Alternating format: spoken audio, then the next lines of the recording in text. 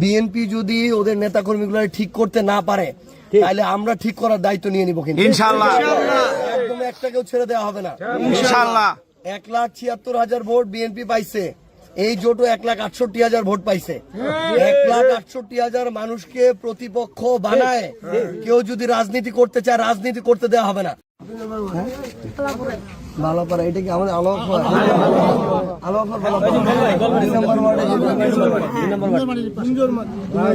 নামাজ পড়তে গেছিল নামাজের আগে? তোমার কাছে কি ছিল? ওই যে একটা ব্যাচ ছিল, ওইটা দেখে তারপরে কি তোমাকে থাপ্পড় মারছে? কে ওখানকার, কে ওইটা? ও কি করে? বিএনপি করে? বিএনপি করে? তখন তোমাকে মানে কয়েকটা মারছে এরকম? হ্যাঁ, কয়েকটা তো বেশি আর কি। আমি ছিলাম আটবাড়িতে, তখন আমার বউ সময় সময় টেউনোর বাসায় নিয়ে গেছিল। আজকে ওখানে টেউনো নাই, বন্ধ। আমি আর কি রাস্তায় লাগাই পাইছি, তখন আর কি বাড়ি আসলাম, ঘুরে আসে থানা ঢুকছিল। মানে এদের এতটা ইয়া হয়ে গেছে। আমি শুধু একটা জিনিস বলি, মানে বিএনপি যদি এদের এই ধরনের মানে সন্ত্রাসী নেতাকর্মী গুলাকে না ঠিক করতে পারে, বিএনপির অস্তিত্ব এই দেশে থাকবে না। এরকম বলে দিতেছি। মানে একটা 10 বছরের বাচ্চা একটা শাপলাকলির প্রতীক ব্যাস নিয়ে ও হাঁটতেছে, এটার জন্য যদি ওর গায়ে হাত তুলতে পারে তাহলে এদের ভবিষ্যৎ অন্ধকার। এগুলা ধীরে ধীরে এদের অবস্থা নাই হয়ে যাবে, এরা যদি এই শিক্ষাগুলো না নেয়।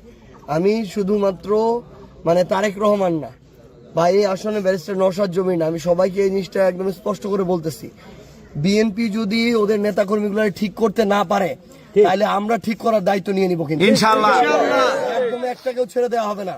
ইনশাআল্লাহ 1,76,000 ভোট বিএনপি পাইছে, এই জোটও 1,68,000 ভোট পাইছে। 1,68,000 মানুষকে প্রতিপক্ষ বানায় কেউ যদি রাজনীতি করতে চায়, রাজনীতি করতে দেওয়া হবে না। ইনশাআল্লাহ একদম রাজনীতি ছুটায় দেওয়া হবে বলে দিয়েছে। এবং এটাও স্পষ্ট করে বলে, এই যে 8,000 ভোটের পার্থক্য, এরকম হাজারটা প্রমাণ আছে, এখানে মেকানিজম করা হয়েছে। আমাদেরকে ভোটে হারাইতে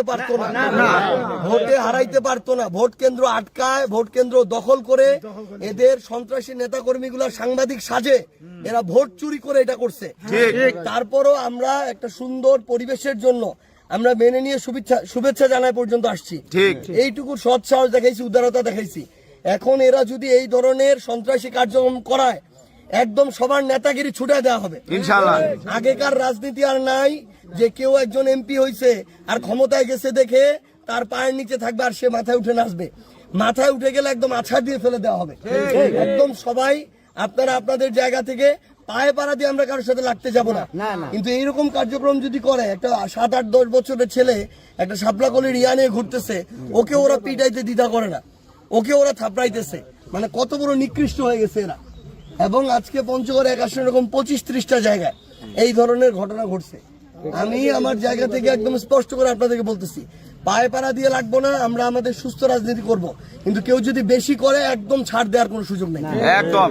আমার বাড়ি ছুরি নিয়ে গেছিল, কাঁধে ছুরি নিয়ে, ঠিক আছে, কাঁধে ছুরি নিয়ে